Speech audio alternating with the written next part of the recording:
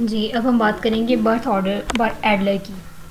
Adler जो है वो पर्सनैलिटी डेवलपमेंट में बर्थ ऑर्डर को बहुत ज़्यादा इंपॉर्टेंस देता है। उसके ख़्याल में जब इंसान की पर्सनैलिटी डेवलप होती है तो उसमें ये चीज़ बहुत मैटर करती है कि उसका बर्थ ऑर्डर क्या है उसकी फ़ैमिली में, कि वो पहले नंबर पे है, दूसरे पे है, तीसरे पे है या इकलौता है।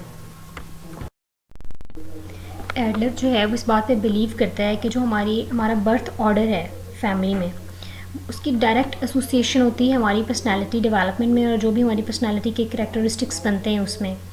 इसके अलावा वो कहता है कि आपकी फ़ैमिली में जो भी आपकी पोजीशन है और ये उस पोजीशन की वजह से आपके जो भी एक्सपीरियंसेस हैं उसके साथ आपकी डेवलपमेंट होती है, वो आपकी डेवलपमेंट में उसका बड़ा हाथ है। वो आगे कहता है कि हर बर्थ ऑर्डर की पोजीशन जो है, जैसे फर्स्ट बॉर्न है, सेकंड बॉर्न है, लास्ट बॉर्न बच्चा है या सिंगल है मतलब इकलौता है, या कोई भी उसकी पोजीशन है, उसका अपना एक यूनिक सेट होता है पर्सनालिटी ट्रेट्स का।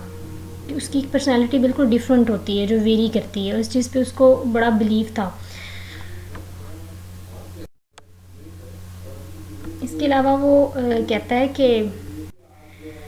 कि जो आपका बर्थ ऑर्डर है वो को रिलेट करता है। को रिलेशन का मैंने आपको बताया हुआ है कि जब जो दो चीज़ें एसोसिएट हो जाती हैं, उन मशरूत हो जाती हैं, उनका आपस में कोई ना कोई ताल्लुक बन जाता है। वो कहता है कि आपका बर्थ ऑर्डर जो है वो को रिलेट करता है या तो पॉजिटिव आउटकम्स में या नेगेटिव में।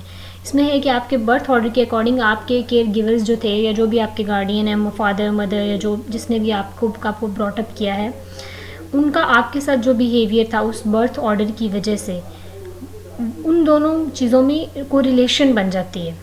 ठीक है। इसके अलावा वो कहता है कि जेंडर भी बड़ा मैटर करता है, ख़ास तौर पे हमारे जो देसी हाउस होल्ड हैं इसमें तो कुछ ज़्यादा ही करता है कि बाज़ घरों में बेटों को ज़्यादा इंपॉर्टेंस दी जाती है, बाज़ में बेटियों को, या पहले बेटे को या बेटी को ज़्यादा प्यार मिल जाता है या लास्ट वाले को। इस तरह की जो चीज़ें हैं ना ये बहुत ज़्यादा इफ़ेक्ट करती हैं और इनकी कोरिलेशन भी बन जाती है। इसके अलावा जो केयर गिवर है उसकी डिसीजन मेकिंग क्या है, वो किस तरह से फ़ैसले करता है अपने बच्चों के बारे में।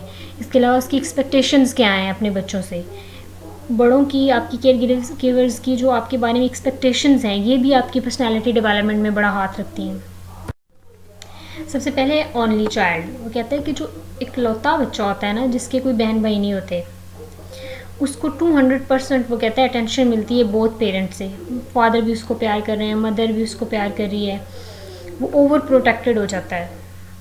ठीक है, उसको क्योंकि हर तरफ से प्रोटेक्शन मिल रही है, जी इकलौता है, हम पेरेंट्स भी यही कह रहे होते हैं, दादा दादी भी यही कह रहे हैं, नाना नानी भी, सबका प्यार उसको मिल रहा है। तो ऐसे बच्चे जो हैं ये स्पॉइल्ड हो जाते हैं, बाज़ औक़ात सेल्फ सेंटर्ड बनते हैं। ठीक है, इनके अंदर ये भी चीज़ होती है कि ये सेल्फ डिपेंडेंट होते हैं, क्योंकि अकेले पलते हैं, अकेले बड़े होते हैं, उनको अपने ओन पे सब कुछ करने की आदत होती है। आगे फर्स्ट बॉर्न है, मतलब अगर 3 4 5 6 जितने भी आप बहन भाई हो, अगर उनमें आपका पहला नंबर है तो उनके बारे में वो कहता है कि ऐसे बच्चे जो होते हैं उनके अंदर, उनके बारे में एक्सपेक्टेशंस बहुत हाई होती हैं पेरेंट्स की, कि ये बड़ा है, ये बड़ी है तो ये सब कुछ करेगी।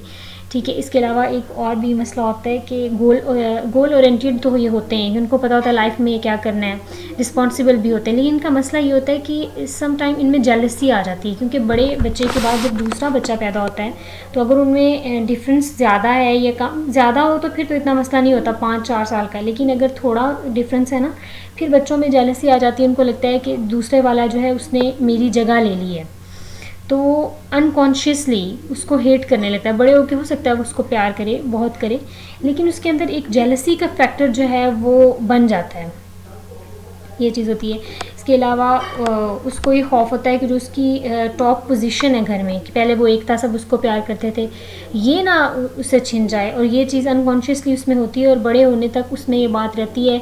उसको जहाँ पे भी अटेंशन मिल रही होती है उसको अनकॉन्शियसली कहीं ना कहीं ये फियर रहता है कि ये जो पोजीशन मेरे पास है ये अब किसी और के पास ना चली जाए। अब हम बात करते हैं मिडिल बॉर्न या सेकंड बॉर्न की, जो दरमियान में बच्चा होता है, दरमियान में पैदा होता है, या सेकंड बॉर्न है, मतलब पहले के बाद जो बच्चा आता है। ऐसे बच्चों के बारे में एडलर कहता है कि इनकी बड़ी डाइवर्स रेंज होती है पर्सनालिटी की। आप इसका कोई एक फार्मूला नहीं दे सकते कि ऐसे होते हैं। समटाइम्स ये निगलेक्ट होते हैं, बड़े बच्चे की तरफ तवज्जो होती है समटाइम्स माँ बाप की कि वो बड़ा हो रहा है उसको ज़्यादा तवज्जो देनी है, या छोटे की तरफ होती है क्योंकि वो ज़्यादा छोटा है तो माँ हर वक्त उसको तवज्जो देती है। ऐसी सिचुएशन में अमूमन जो दरमियान वाला बच्चा होता है वो निगलेक्ट हो जाता है। उस निगलेक्ट होने की वजह से उसमें जेलसी भी आ जाती है, या वो बहुत सेंसिटिव हो जाता है। मतलब आगे जाके कोई भी उसका रिलेशन बना है, स्कूल में फ्रेंड्स बने, आगे लाइफ में जैसे जैसे वो बड़ा हो रहा है, वो अपने क्लोज़ रिलेशनशिप के लिए इतना पोसेसिव हो जाता है कि उसको लगता है कि ये जो मेरा दोस्त है ये बस मेरा ही रहे। या अगर वो ऐसा नहीं भी इम्पोज नहीं भी करता तो इनरली उसको ऐसे फील होता है कि मुझसे ज़्यादा ये दूसरों को तवज्जो दे रहा है। तो उसको वो पेन रहता है उसका, ये कि मुझे कहीं छोड़ ना दिया जाए या मेरे से ज़्यादा किसी और को तवज्जो नहीं दी जाए। ठीक है, ये एक नेगेटिविटी आ जाती है। दूसरी बात इनमें ये होती है कि कभी भी स्पॉटलाइट में नहीं रहते। प्यार तो इनको मिलता है, ऐसा नहीं है कि अब देखिए इसमें ये बात ना आप समझ लीजिएगा कि हमेशा हर मिडिल बॉर्न के साथ ऐसा होता है। कोई भी थीरी 100% सही नहीं होती और ना ही वो पूरी की पूरी गलत होती है। लेकिन ऐसा होता है स्पॉटलाइट में इसलिए नहीं रहते कि वही बात कि या बड़े बच्चे को मिलती है छोटे को मिलती है, अगर तीनों के दरमियान चारों के दरमियान डिफरेंस थोड़ा है तो ठीक है। इसके अलावा उसको वो बिलोंगिंगनेस उसकी नहीं होती, उसकी वो फाइट नहीं होती है टेंशन पेरेंट्स से लेने के लिए, जो कि या छोटा कर रहा होता है या बड़ा कर रहा होता है। ठीक है, इसके अलावा इसमें ये होता है कि वो फर्स्ट बॉर्न के साथ उसको कंपेयर किया जाता है। इस कंपैरिजन की वजह से बच्चों की पर्सनैलिटी बहुत स्पॉइल होती है कि आप हमेशा बड़े के साथ उसको कंपेयर करो। ठीक है, इसके अलावा इनमें एक चीज़ आ जाती है कि कॉन्फ्लिक्ट्स को अवॉइड करते हैं। जहाँ पे कॉन्फ्लिक्ट आ जाता है ना, इनको कहीं किसी चीज़ का फ़ैसला लेना है, इवन इन्होंने एडमिशन लेना है और इनको समझ नहीं आ रही, दोनों चीज़ें पसंद हैं, एक यूनिवर्सिटी पसंद है और एक यूनिवर्सिटी जो पसंद है उसमें वो पसंदीदा सब्जेक्ट नहीं है, और जहाँ पे सब्जेक्ट पसंद है वहाँ पे यूनिवर्सिटी पसंद नहीं है। फॉर एग्जांपल इनको ये सिचुएशन आ जाए तो ये बहुत कंफ्यूज हो जाते हैं कि हम किसको चूज़ करें। मतलब कॉन्फ्लिक्ट जहाँ पे आ जाएगा, नहीं, मैंने एक एग्जांपल दी है, किसी भी लाइफ के किसी भी टाइम पे दो चीज़ों में इन्होंने देखना है, किसी एक की चीज़ अच्छी लगती है, दूसरी की भी अच्छी लगती है, लेकिन कुछ बुरी भी है, तो वहाँ पे आके ये फंस जाते हैं कि इनको समझ नहीं आती क्या करें। लेकिन इनमें एक बात होती है कि ये लॉयल होते हैं बहुत अपने फ्रेंड्स के साथ, इवन टेम्पर होते हैं। तो हम बात करेंगे यंगेस्ट बेबी की, जो घर में सबसे छोटा बच्चा होता है। तो वो कहते हैं youngest baby entertainer of the family, क्योंकि सबसे छोटा बच्चा होता है, उससे सब प्यार कर रहे होते हैं, बार बार उसी के पीछे फिर रहे हैं, उसी को प्यार कर रहे हैं। पैम्पर्ड मोर हैंड मी डाउन्स, मतलब उसको इतना पैम्पर किया जाता है, हर बात पे, हर चीज़ पे, एक छोड़ता है दूसरा उठा लेता है, दूसरा छोड़ता है तीसरा उठा लेता है, हर उसके एक कहने पे चीज़ें हम उसके आगे रख रहे होते हैं। ये चीज़ उसको, ठीक है प्यार आप करें, लेकिन ये चीज़ उसको कहीं ना कहीं स्पॉइल भी कर रही होती है। बहुत ज़्यादा डिपेंडेंट हो जाते हैं कि हर काम कहते हैं दूसरे ही उनका करें। अग्रेशन भी ज़्यादा आ जाती है, सम टाइम मैनिपुलेटिव हो जाते हैं कि दूसरों के राइट्स को मैनिपुलेट करते हैं। जब उनको इतने प्यार की आदत हो जाती है तो उनको लगता है कि बाहर के लोग भी उनको वैसे ही डील करें। ऐसा जब बच्चा जब स्कूल जाता है तब उसकी प्रॉब्लम स्टार्ट होती है कि स्कूल में टीचर के लिए सब बच्चे इक्वल होते हैं, या जो आपके पीयर्स हैं, क्लास फेलोज़ हैं, उनकी भी उतनी वैल्यू जितनी आपकी। लेकिन वो बच्चा उस एज में इस चीज़ को नहीं समझ सकता। वो उसको लगता है कि घर में जब मैं होता हूँ, जब मुझे ऐसे डील किया जाता है तो बाहर क्यों नहीं, देन प्रॉब्लम्स आती हैं। तो वो ये पर्सनैलिटी बताता है यंगेस्ट बेबी की कि अगर वो आप उसके बारे में बहुत पैम्पर्ड हैं, बहुत ज़्यादा उसको हर चीज़ में कवर कर रहे हैं, तो उसके अंदर ये बुराइयाँ आ सकती हैं। अब एक घोस्ट चाइल्ड बॉर्न। अब आप लोग ये ना समझिएगा कि ये कोई जिन का बच्चा है।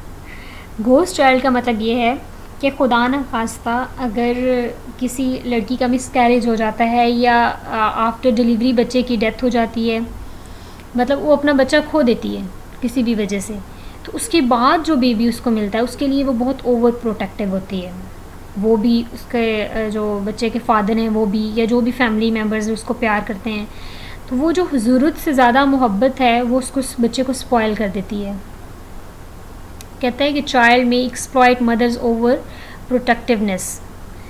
आप देखेंगे अपने लाइफ में कि आप जिस बच्चे को, आपके घर में 2 या 3 बच्चे हों फॉर एग्जांपल, आप एक बच्चे को ज़्यादा प्यार करके देखें, बहुत ज़्यादा उसकी हर बात मानें, दूसरे को प्यार करें, लेकिन समटाइम्स उसको रोक भी दें, एक लिमिट रखें। आप देखेंगे कि जिस बच्चे को आप बहुत ज़्यादा प्यार करते हैं वो उतनी आपसे बदतमीज़ी करेगा, जिसको आपने एक लिमिट में रखा हुआ है वो ऐसा नहीं करेगा। ये ह्यूमन नेचर है। तो वो जब माँ ओवर प्रोटेक्टिव हो जाती है तो वो माँ के राइट्स को भी एक्सप्लॉइट करना, उसकी मोहब्बत को एक्सप्लॉइट करने लगता है। उसको पता है ये मेरे लिए इमोशनल हो जाती है, तो बड़े होकर वो उससे सही गलत बात जो उसका चाहेगा मनवाएगा। मे बी रेबल, वो कहते हैं कि बागी होते हैं बच्चे ऐसे कि उनका जो, मतलब जो भी उनको फैसला दिया जाए वो हर चीज़ के, जो भी उनके बारे में फ़ैसला करें माँ बाप, जो भी कहें वो हर चीज़ के ख़िलाफ़ जाएंगे।